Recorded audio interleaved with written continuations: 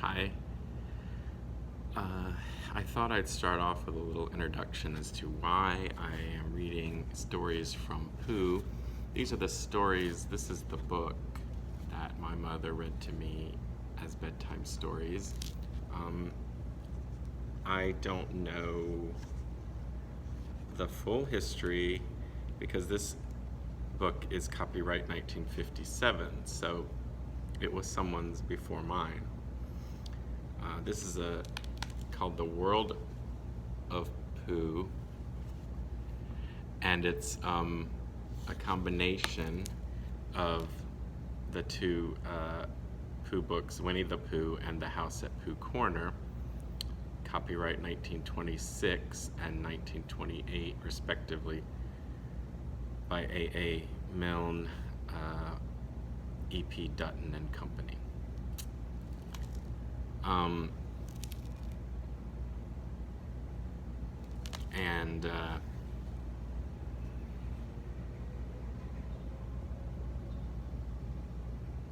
So I have a relationship with these stories that supersedes whatever Disney versions of Pooh that there are, and I would say that's why my voices aren't, besides the fact that I'm not a voice actor, I just have my own, in my head, ideas of what the voices are. And I have a little bit of a problem differentiating between Rabbit and Piglet, and maybe Roo too, but because basically I just think of them as little kind of whiny, squeaky voices. So this next story involves Piglet, and it might sound just like my rabbit, but I think my rabbit is a little bit more nagging, and my Piglet is just a little bit more scared and excitable, so we'll see what I can do.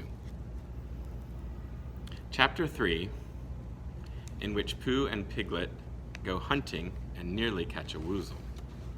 Get my little friends. But I don't know if there's room.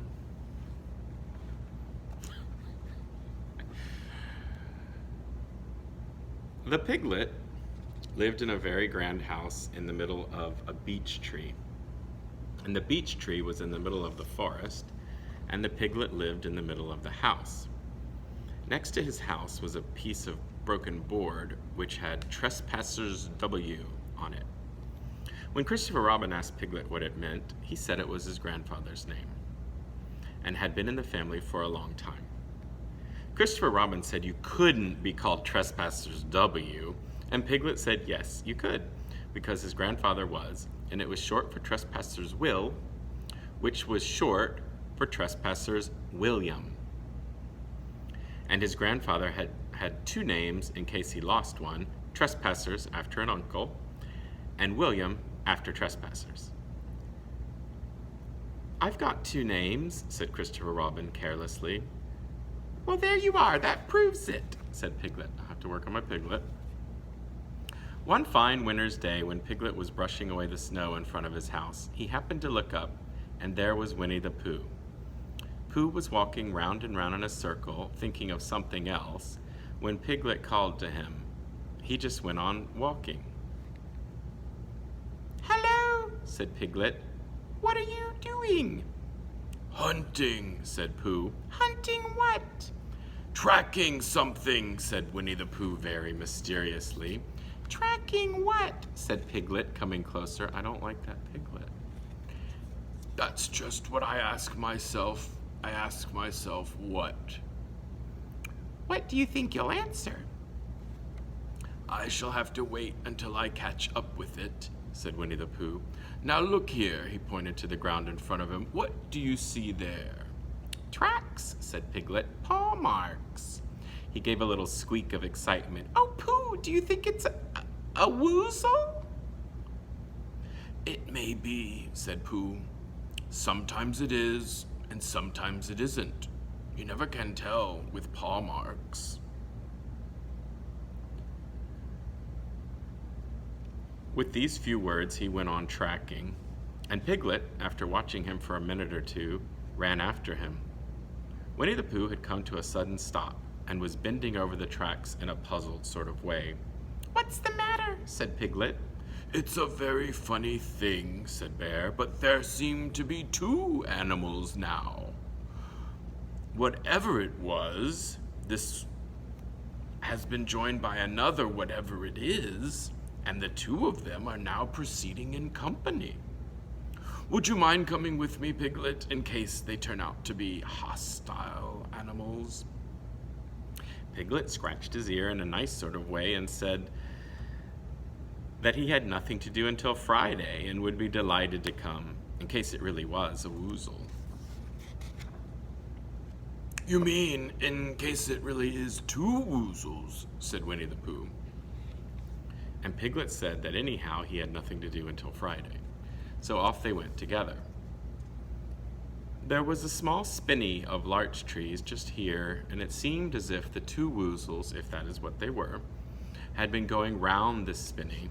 So round this spinney went Pooh and Piglet after them, Piglet passing the time by telling Pooh what his grandfather, Trespassers W, had done to remove stiffness after tracking, and how his grandfather, Trespassers W, had suffered in his later years from shortness of breath, and other matters of interest, and Pooh wondering what a grandfather was like, and if perhaps this was two grandfathers they were after now, and if so, whether he would be allowed to take one home and keep it, and what Christopher Robin would say. And still the tracks went on in front of them. Suddenly Winnie the Pooh stopped and pointed excitedly in front of him. "Look!" "What?" said Piglet with a jump, and then, to show that he hadn't been frightened, he jumped up and down once or twice in an exercising sort of way. "The tracks," said Pooh. "A third animal has joined the other two." "Pooh," cried Piglet, "do you think it's another woozle?" "No," said Pooh, "because it makes different marks. It is either two woozles and one, as it might be, whizzle, or two, as it might be, whizzles, and one, if so it is, woozle. Let us continue to follow them." So they went on, feeling just a little anxious now, in case the three animals in front of them were of hostile intent. And Piglet wished very much that his grandfather T.W. were there, instead of elsewhere. And Pooh thought how nice it would be if they met Christopher Robin suddenly, but quite accidentally, and only because he liked Christopher Robin so much.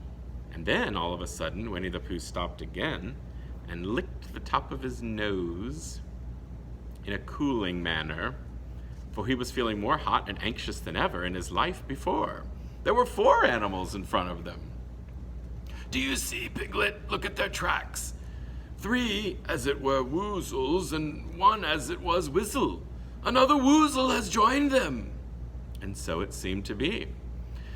There were the tracks crossing over each other here, getting muddled up with each other there, but quite plainly every now and then the tracks of 4 sets of paws. "I think," said Piglet, when he had licked the tip of his nose too and found that it brought very little comfort, "I think that I have just remembered something. I have just remembered something that I forgot to do yesterday and shan't be able to do tomorrow, so I suppose I really ought to go back and do it now." "Well, we'll do it this afternoon, and I'll come with you," said Pooh. "It isn't the sort of thing you can do in the afternoon," said Piglet quickly. "It's a very particular morning thing that has to be done in the morning, and if possible between the hours of... what would you say the time was?" "About 12, said Winnie the Pooh, looking at the sun. "Between, as I was saying, the hours of 12 and 12:05. So really, dear old Pooh, if you'll excuse me... What's that?"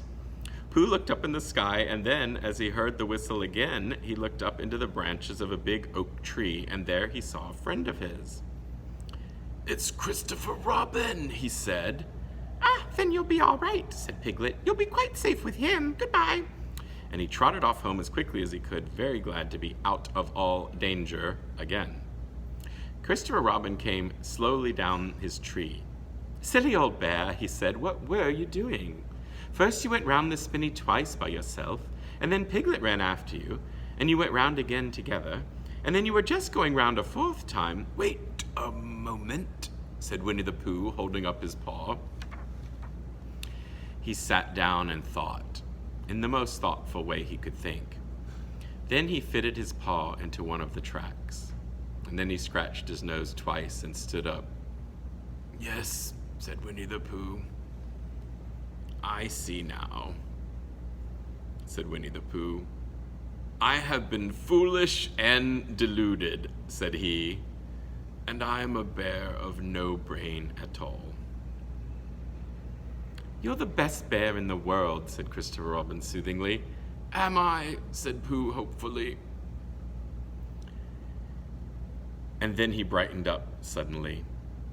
Anyhow, he said, it's nearly luncheon time. So he went home for it. It'd be nice to live in an age when people who had very little brain recognized that. What I didn't show you were the drawings by E.H. Shepard. That's Piglet's Tree with Trespassers W. Over there.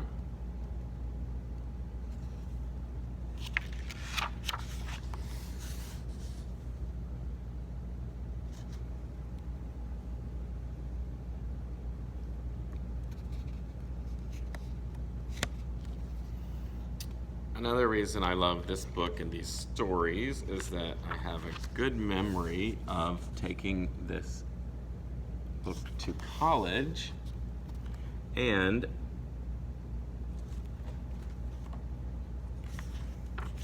two friends who were in my RA group, who lived in my dorm, would invite me over to read bedtime stories.